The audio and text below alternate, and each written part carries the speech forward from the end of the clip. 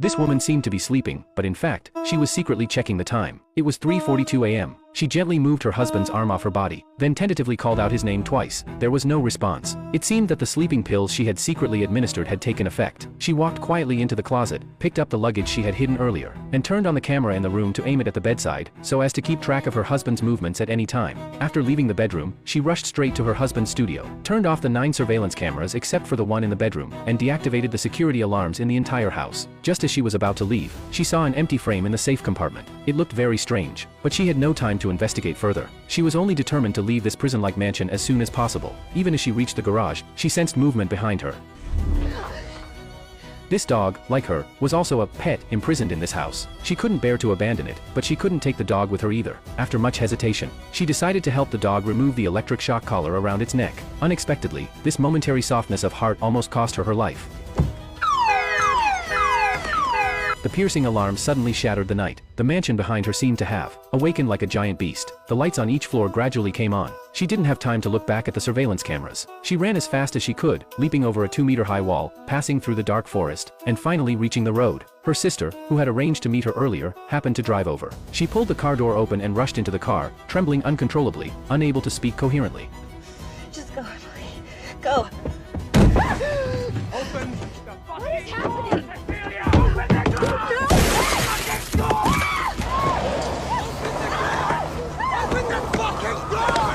Cecilia, get back there!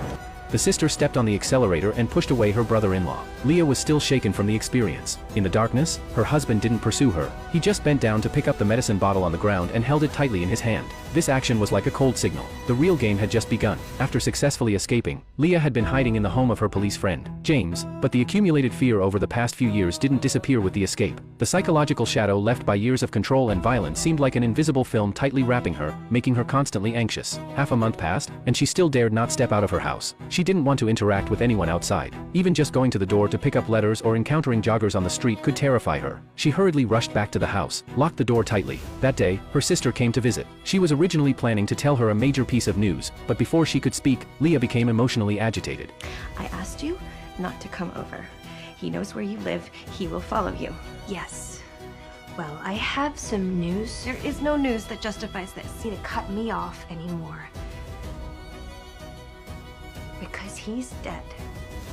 After listening to her sister's words, Leah was completely incredulous. Her sister then took out conclusive evidence. Her husband, a top optical scientist, had committed suicide at home. The news had already made headlines on various platforms. Leah stared at the news report for a long time, without crying or jumping for joy. She just felt the heavy stone weighing on her chest suddenly shift. This relief was so intense that it almost made her lose her balance. It was only at this moment that she dared to reveal the true face of this beast husband. During their years of marriage, her clothing, diet, travel, and even her inner thoughts were all tightly controlled by her husband. Any resistance would lead to beatings. She was like a caged pet, living under the constant surveillance of the cameras. Even the family dog was often tortured by the electric shock collar. The trigger that forced her to run away at all costs was that her husband wanted a child. But once pregnant, she would never have the chance to escape, and she would also endanger an innocent little life. So she secretly took contraceptive pills, but she knew this concealment wouldn't last long. Once exposed, she would only face even more terrifying treatment. She couldn't continue to sit and wait, so she took a desperate chance to contact her sister, risking her entire life to escape from the cage. Now this devil suddenly passed away. Leah felt something was wrong in her heart. She had a vague premonition that things wouldn't be so simple. A few days later, a lawyer's letter arrived at James' home.